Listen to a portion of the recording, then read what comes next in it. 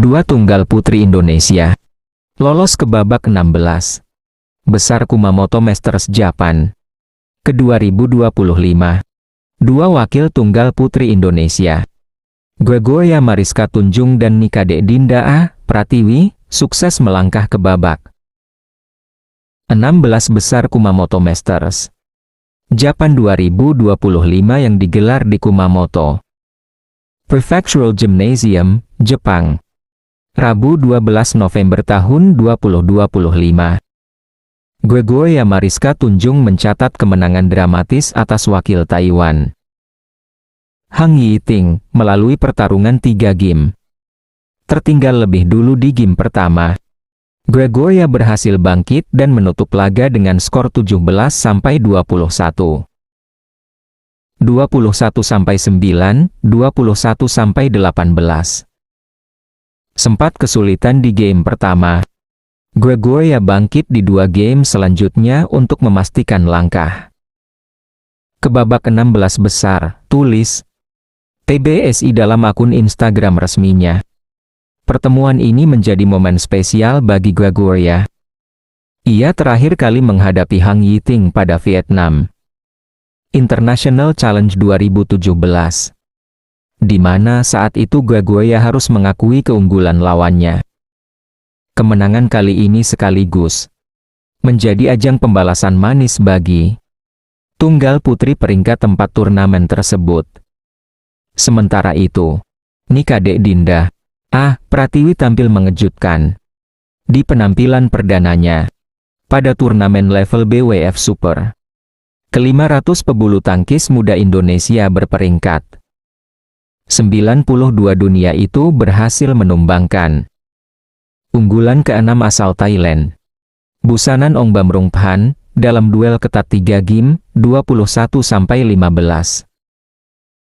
13-21, 23-21. Perjuangan pantang menyerah Dinda mengantarkannya menang atas unggulan ke-6 asal Thailand. Keren Dinda, tulis PBSI di media sosialnya. Kemenangan ini menambah catatan impresif Dinda setelah pekan lalu berhasil menembus babak semifinal Korea Masters 2025. Yang merupakan turnamen BWF Super 300 pertamanya. Turnamen Kumamoto Masters Japan 2025 berlangsung pada 11-16 November tahun 2025. Dengan total hadiah mencapai US ke-475.000 Indonesia masih memiliki peluang menambah wakil di babak 16 besar dari sektor lainnya yang akan berlaga pada hari berikutnya.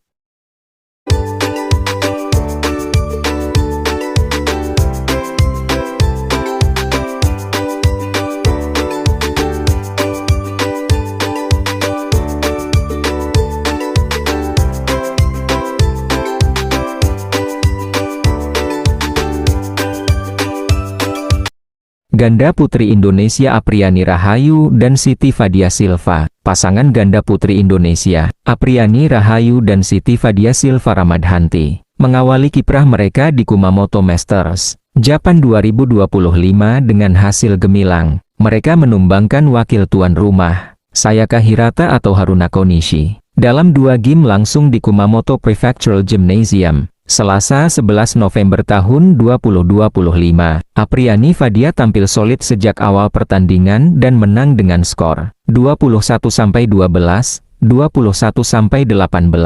untuk memastikan tiket ke babak kedua. Hasil ini menjadi sinyal kebangkitan setelah mereka sempat mengalami pasang surut performa akibat cedera dan padatnya jadwal kompetisi dalam beberapa bulan terakhir. Sejak awal game pertama, Apriani Fadia langsung bermain agresif dengan tempo cepat. Serangan bertubi-tubi dari Apriani di depan net dan pengaturan serangan dari Fadia di belakang lapangan membuat pasangan Jepang kesulitan mengembangkan permainan. Mereka melaju cepat hingga unggul 20-11 sebelum menutup game pertama dengan kemenangan 21-12. Masuk game kedua, laga berlangsung lebih ketat. Hirata Konishi sempat menyamakan kedudukan 7-7 setelah memanfaatkan beberapa kesalahan sendiri dari pasangan Indonesia. Namun, Apriani Fadia segera kembali ke pola permainan utama mereka dengan rotasi yang solid, kecepatan tinggi, dan pertahanan rapat. Mereka memimpin 2 angka saat interval, dan terus menjaga keunggulan hingga mencapai match point. 20-16, Jepang sempat menambah 2 poin, tetapi ketenangan Fadia dalam menerima servis memastikan kemenangan Indonesia dengan skor 21-18.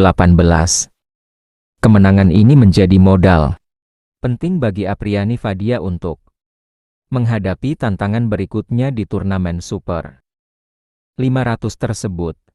Pada babak kedua, mereka akan bertemu unggulan ketiga sekaligus wakil tuan rumah lainnya, Yuki Fukushima Mayu Matsumoto, yang sebelumnya menyingkirkan pasangan Taiwan, Chan Suyu dan Yen Xia, dengan skor 21-10. 21-10, pasangan ganda putri Indonesia, Apriani Rahayu dan Siti Fadia Silva Ramadhanti, mengawali kiprah mereka di Kumamoto Masters Japan 2025 dengan hasil gemilang. Mereka menumbangkan wakil tuan rumah, Sayaka Hirata atau Haruna Konishi, dalam 2 game langsung di Kumamoto Prefectural Gymnasium, Selasa 11 November tahun 2025. Apriani Fadia tampil solid sejak awal pertandingan dan menang dengan skor 21-12, 21-18. Untuk memastikan tiket ke babak kedua. Hasil ini menjadi sinyal kebangkitan setelah mereka sempat mengalami pasang surut performa akibat cedera dan padatnya jadwal kompetisi dalam beberapa bulan terakhir. Sejak awal game pertama, Apriani Fadia langsung bermain agresif dengan tempo cepat. Serangan bertubi-tubi dari Apriani di depan net dan pengaturan serangan dari Fadia di belakang lapangan membuat pasangan Jepang kesulitan mengembangkan permainan. Mereka melaju cepat hingga unggul 20-11 sebelum menutup game pertama dengan kemenangan 21-12. Masuk game kedua, laga berlangsung lebih ketat. Hirata Konishi sempat menyamakan kedudukan 7-7 setelah memanfaatkan beberapa kesalahan sendiri dari pasangan Indonesia. Namun, Apriani Fadia segera kembali ke pola permainan utama mereka dengan rotasi yang solid, kecepatan tinggi, dan pertahanan rapat. Mereka memimpin 2 angka saat interval, dan terus menjaga keunggulan hingga mencapai match point. 20-16, Jepang sempat menambah 2 poin. Tetapi ketenangan Fadia dalam menerima servis memastikan kemenangan Indonesia dengan skor 21-18. Kemenangan ini menjadi modal penting bagi Apriani Fadia untuk menghadapi tantangan berikutnya di turnamen Super 500 tersebut. Pada babak kedua, mereka akan bertemu unggulan ketiga sekaligus wakil tuan rumah lainnya, Yuki Fukushima Mayu Matsumoto, yang sebelumnya menyingkirkan pasangan Taiwan, Chan Suyu Yen Xia, dengan skor 21-10. 21-10.